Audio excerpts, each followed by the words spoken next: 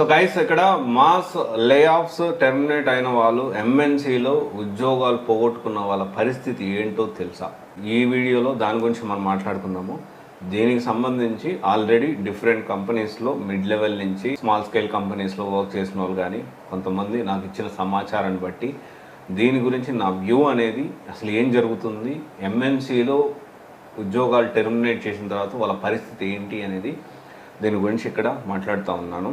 ఇక్కడ ఏంటి అంటే ఇది కొంతవరకు మైనస్ అని చెప్పాలో మరి ప్లస్ అని చెప్పాలో నాకైతే అర్థం కావట్లేదు.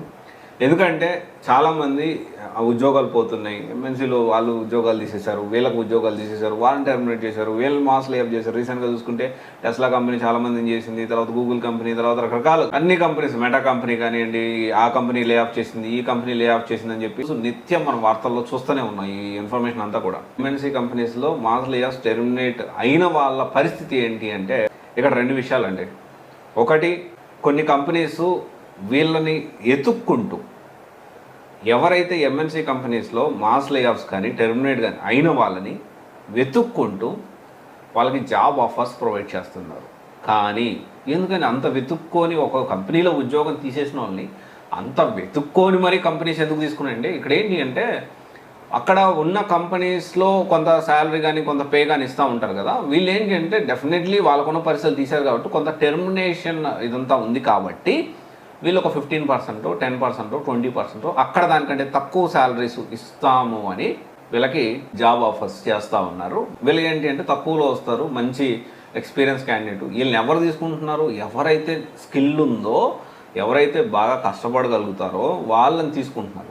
తీసుకున్న తర్వాత 1 year లాక్ చేసేస్తున్నారు. ఎందుకంటే మళ్ళీ 3 months 4 months మళ్ళీ కంపెనీ మారడానికి, ఎందుకంటే ఆల్రెడీ టెర్మినేషన్ అయ్యారు కాబట్టి 1 year చచ్చినట్టు ఇంకా అక్కడ పని చేయాల్సి వస్తుంది. సరే, ఇది కొంతవరకు డ్రాబ్యాక్ అయినప్పటికీ సరే, ఏ ఉద్యోగం లేకుండా వాళ్ళు టాలెంట్ ఉంది కాబట్టి ఏదో ఒక ఉద్యోగం వచ్చింది అని మనం ఖచ్చితంగా కొంతవరకు హ్యాపీ కూడా ఫీల్ అయ్యేదానికి ఛాన్సెస్ ఉంది. సరే, ఇదైతే టెర్మినేషన్ విషయం చూసుకుంటే ఎంఎన్సీలో ఇలా టెర్మినేషన్ అయ్యే వాళ్ళు. మిడ్ లెవెల్ స్టార్టప్ కంపెనీస్ ఎలా చేస్తున్నాయంటే వీళ్ళు ఫస్ట్ ఏం చేస్తారంటే ఆల్రెడీ ఐఐటిఎన్స్ని ఇంటర్న్స్గా తెచ్చుకొని ఫస్ట్ 6 months వాళ్ళతో ఫ్రీగా వర్క్ చేయించుకోవడము, లేకపోతే అన్పెయిడ్ ఇంటర్న్షిప్, లేకపోతే మినిమం స్టైఫండ్ పే చేసి ఇంటర్న్షిప్ చేయించుకొని తర్వాత పర్మనెంట్ చేస్తున్నారు. పర్మనెంట్ చేసి ఎక్స్పీరియన్స్ వాళ్ళకంటే కూడా ఐఐటీస్లో, ఎందుకంటే లాస్ట్ మనం ప్రీవియస్ ఇయర్ క్యాంపస్ రిక్రూట్మెంట్లో చూసుకుంటే దాదాపు 50% ఐఐటిఎన్ క్యాంపస్ రిక్రూట్మెంట్లో జాబులు రాలేదు. వాళ్ళందరినీ తీసుకొని మళ్ళీ వీళ్ళు వాళ్ళతో పాటు కొంత నిజంగా స్టఫ్ ఉన్న వాళ్ళని, స్కిల్ నేర్చుకున్న వాళ్ళని కూడా తీసుకొని వాళ్ళతో అన్పెయిడ్ ఇంటర్న్షిప్ కానీ మినిమం స్టైఫండ్ కానీ ఇస్తూ వాళ్ళని మళ్ళీ ట్రైన్ చేసుకొని వితిన్ 1-2 yearsలో ఎక్స్పీరియన్స్ వాళ్ళు ఎలాగైతే వర్క్ చేస్తున్నారో ఆ ఎక్స్పెక్టేషన్స్ వీళ్ళతో వర్క్ చేయించి వీళ్ళని మళ్ళీ ముందుకు తీసుకెళ్తే పరిస్థితి. ఈ భాగంలో వీళ్ళకి చాలా వరకు కాస్ట్ కటింగ్ అవుతా ఉంది. ఇలా విధంగా ప్లాన్ చేస్తుంది. సో దీన్ని బట్టి మీరు అర్థం చేసుకోవాల్సిన విషయం ఏంటి అంటే టెర్మినేషన్ అయితే ఉద్యోగం రాదు అనే పాయింట్ కరెక్ట్ కాదు. And at the same time మనకి ఇంకా ఫ్రెషర్ మన క్యాంపస్లో జాబ్ రాకపోతే ఎలా అని భయపడాల్సిన అవసరం లేదు. మనకు తగ్గ కంపెనీ ఏదో ఒకటి మనకు ఖచ్చితంగా ఉంటుంది, మన స్కిల్స్ తగ్గట్టు ఉంటుంది. కానీ మనం ఏంటంటే కష్టపడుతూ మంచి స్కిల్స్ అనేది నేర్చుకోవాలి. ఇంకొక స్టూడెంట్ కమెంట్ చేశాడు, మా ఆఫీస్ గ్రూప్లో వచ్చింది, మన వాళ్ళు ఆ కమెంట్ని హైలైట్ చేశారు. ఏంటి అంటే, అన్న నేను చాలా కష్టపడ్డాను, చాలా ఇంటర్వ్యూస్ అటెండ్ అయ్యాను, కానీ ఫలితం లేదు, ఏం చేయమంటారు చెప్పండి?